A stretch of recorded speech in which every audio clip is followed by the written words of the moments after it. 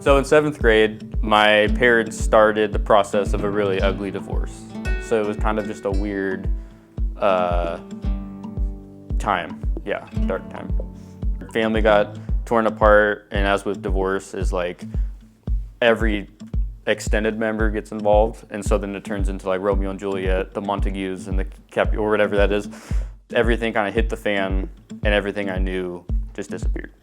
So I still struggled with belonging even before that, but at least I still felt somewhat secure, but then even that was gone. And so it became, how do I find my place in the world? And in my mind, as someone who grew up on 80s movies and rock music, I was like, obviously I need girls to like me, so I'm gonna try to learn guitar. And so, funny enough, you can learn guitar, but if you don't talk to girls, it doesn't matter. But I was just trying to do anything possible to fit in, but it still didn't work. And so I ended up, where I found my community was like Xbox. I had a friend whose gamer tag was Baconator Combo 5, and one day he asked me if I wanted to play Xbox with him, and so we would play Halo 4, and then some other friends we would play together.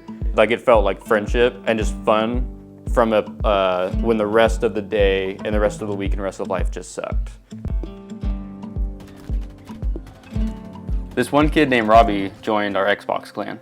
When I first met him, it just like leaked out of him. Like, he would say something about Jesus or God. It wasn't ever like, let me sit down and like talk to you guys. It would just come out.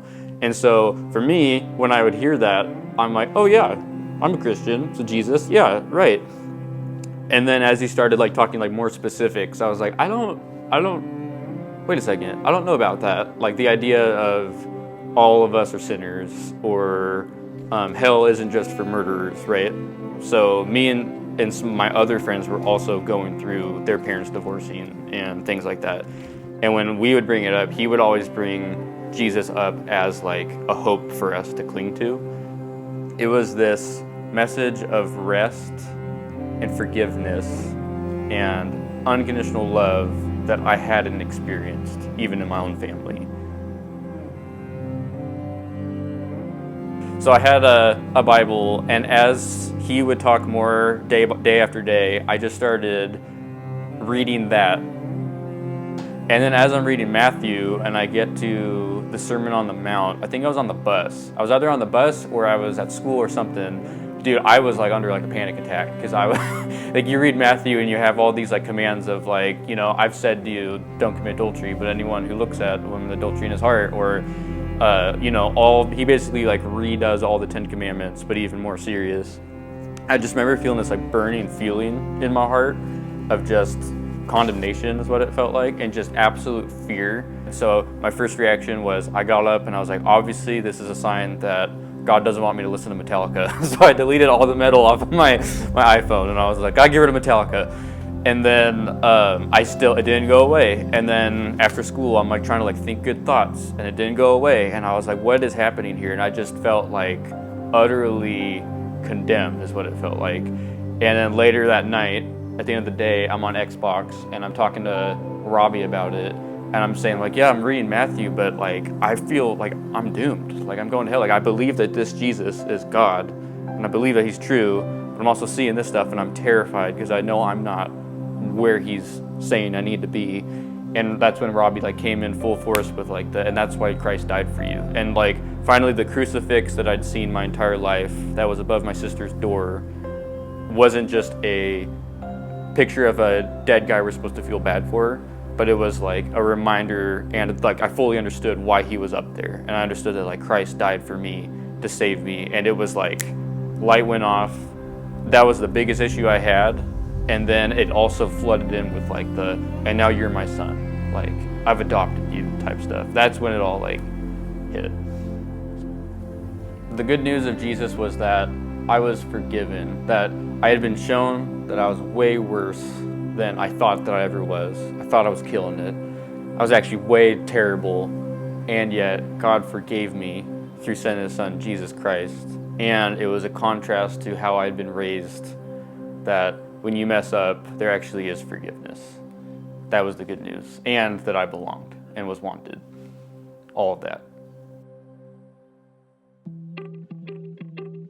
I struggle still to this day to feel like I belong, but the amount of truly good relationships that I have, just because that we are bought by the same blood of Christ, that I have people who I can feel like are like my spiritual grandparents or my spiritual brothers, or even now my spiritual like nephews and nieces is what it feels like.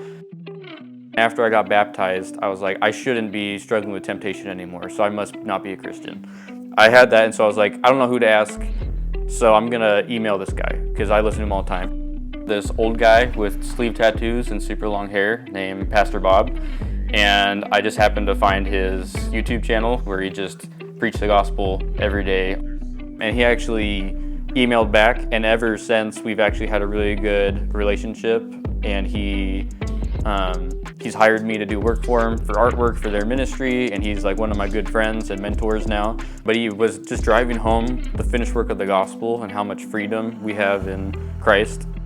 And then later at one of the churches that we joined was a house church, and kind of the leader of it, his name was Daniel, and he kind of took me under his wing to kind of teach, kind of like disciple me in a way. Joel Adams is the man. He's like shepherds my soul. Steve Hart, hearing the gospel from him. Gabe Shipham, who's been amazing in helping me deal with my like emotional stuff. My wife Brittany. I was able to actually just accept her as a gift instead of seeing her as this idol that needed to fix me, and instead I was able just to enjoy her. And so many more. Ed Hart, Rick Green. I could name like Scott Cooley, Chris Cooley, Peter Kind, Melody Kind. So many people, and that's just a tiny bit of it, but I truly do feel like an abundance of people that I felt like I didn't have for a long time, and it just exploded. As I've learned the freedom that the gospel has brought in every area of life and belonging, I've become really passionate about seeing that with students and kids who I know are going through similar things, if not crazier things now. At first I was like, I don't want to do that. First of all, I didn't know how to talk to kids when I was a kid. How am I gonna do this now? Like, you know? And it's just been super cool, and I remember how hard it was being that age, trying to figure out faith, even before faith, and just feeling like, what do you do when everything hits the fan? And just wanting to be that extra gospel voice. If you know that verse, or it talks about having a cloud of witnesses, it really feels like that, where I have a cloud of witnesses surrounding me. Click. Sweet. Sounds good. Take a 15% royalty off of that, but